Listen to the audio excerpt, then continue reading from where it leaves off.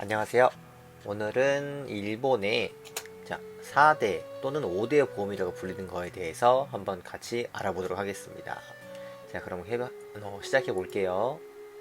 행정사 장현석입니다. 일본의 4대, 5대 보험, 크게 두 가지 항목을 나눠서 알아볼 건데요. 첫 번째는 일본의 4대 보험이란 어떤 것이 있는지에 대해서 먼저 종류에 대해서 알아볼 거고요. 그 다음에 이제 그거를 의무적으로 가입을 시켜야 되는 곳, 가입을 하지 않아도 되는 곳, 이렇게 나눠져 있어요. 그래서 어떤 게 거기에 대해서 적용 기준이 무엇인지 그런 거에 대해서 한번 가볍게 알아보도록 하겠습니다. 바로 다음 갈게요. 먼저 알아볼 거는 일본의 4대 보험이란 써있죠. 근무하시는 분들이 해당 사무소에 의무적으로 근로자를 위해서 기업들이 가입을 해야 되는 제도예요. 의무적으로 가입을 해야 되는데 또 사무 환경에 따라서는 가입을 하지 않아도 되는 것도 있어요.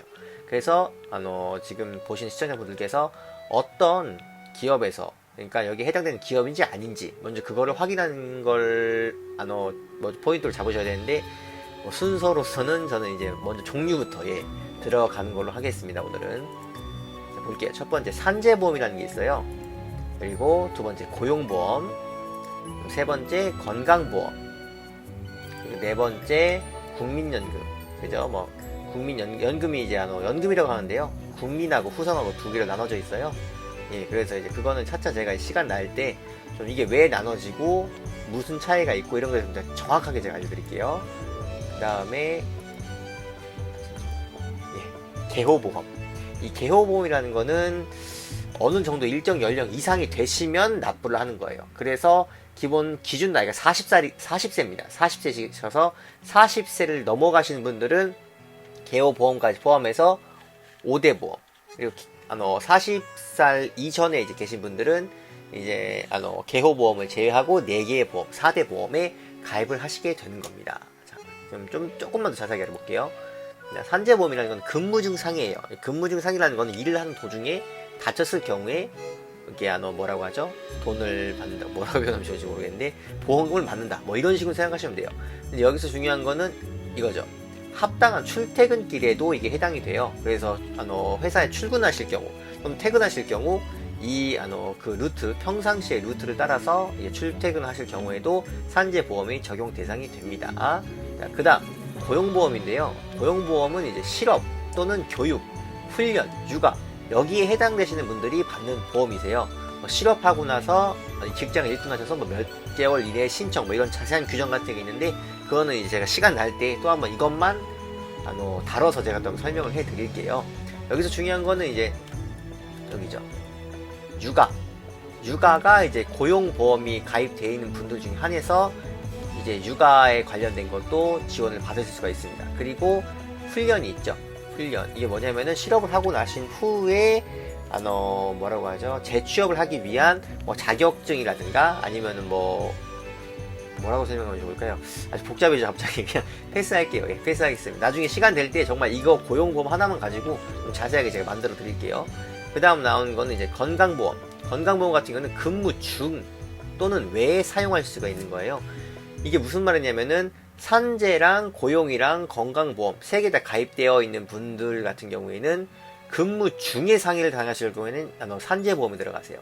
근데 산재보험이 안 들어가 있다고 해서 뭐라고 하죠? 보험을 못 쓰는 게 아니에요. 그럴 경우에는 건강보험을 쓰실 수가 있어요.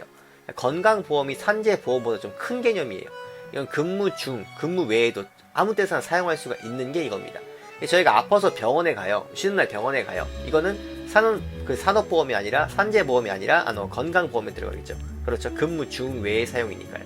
그죠. 외의 사용에 해당이 되겠죠. 그렇죠. 그리고 사망, 출산, 부상, 질병 여기에 해당되는 분들이 건강보험을 사용하실 수가 있고요. 그 다음에 연금 같은 경우에는 국민연금하고 후성연금이 나눠져 있어요. 국민연금은 쉽게 말해서 학생 또는 자영업자예요.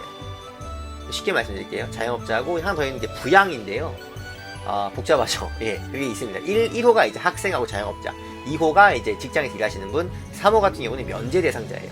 부양자가 되시고, 후성연금 같은 경우는 2호에 이제 속에 들어가 있는 거예요. 2호 속에 1, 2, 3, 4로 나눠져요. 제가 아까 2호라고 말씀드린 거는 직장인들이에요. 직장인들 중에서도 뭐 그냥 평범한 회사를 다니시는 분, 뭐 사학재단, 뭐 공무원, 뭐 이렇게 나눠지거든요. 그것도 되게 복잡한데 제가 시간 날 때 한번 찍어드릴게요. 예. 그 다음에 있는 게 이제 개업보험이에요. 개업보험은 이제 40에서 65세까지 가입하실 수 있게 돼요. 이게 왜 65세냐면 그것도 제가 시간 날 때 말씀드릴게요. 괜찮죠? 알겠습니다. 다음으로 넘어갈게요. 다음 같은 경우에는 이제 강제적용사무소입니다. 예, 자, 볼게요. 교세適用事務所라고 하는데, 자, 가보겠습니다. 첫 번째 국가입니다.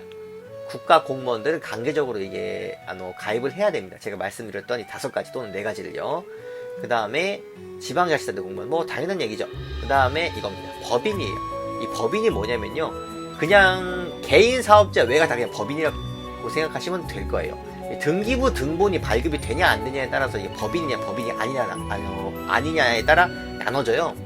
그래서 법인 같은 경우에는 무조건 등기부 등본을 발급을 받아야 돼요. 회사예요. 그냥 회사 성립이 등기부 등록이 등록되면은 회사가 성립이 됐다고 보거든요, 법적으로. 그래서 여러분들이 이제 들어가신 회사 같은 경우에 개인 사업자인지 아니면 법인인지 알아보시려면은 무조건 법무부에 가셔서 이거 누구나 뗄 수 있으니까요. 한번 이거를 발급을 받아보세요. 예, 그러면은 그게 어떤 회사인지 잘 알 수 있을 겁니다. 그럼 4번째, 5인 이상의 개인 사업자예요. 이거는 법인 외의 사업자들인데요. 개인적으로 이젠 그냥 개업 신고서를 내면 할 수 있는 개인 사업자예요. 법인보다는 이게 요건이 까다롭지 않은데, 개인 사업자 중에 5명 이상이 될 경우에 이제 그 중에서 이제 법정 업종이라는 또 따로 있습니다. 법정 업종에 해당이 되는 사람만 제가 말씀드린 거기에 대한 4대 보험에 가입을 할 수밖에 없게 돼요. 예. 뭐 되게 세세한 규정이 따로 있습니다. 여기에 뭐 몇 명, 뭐라고 하면 좋을까요? 어떤 거는 이 넷 중에 뭐만 가입하세요. 뭐만 가입해서 이런 게 있는데, 대체적으로 5인 이상의 개인 사업자들은 그 4개를 다 가입하셔야만, 예. 4개 또는 5개를 다 가입하셔야만 하는 걸로 알아두시면 편할 거예요. 예. 좀 자세하거나 잘 모르시는 거 있으면은 저한테 뭐 인스타나 뭐 카카오톡으로 연락을 주시면 제가 아는 범위 내에서도 설명을 해 드릴게요. 자, 그럼 오늘 하루도 좋은 하루 되세요. 수고하세요.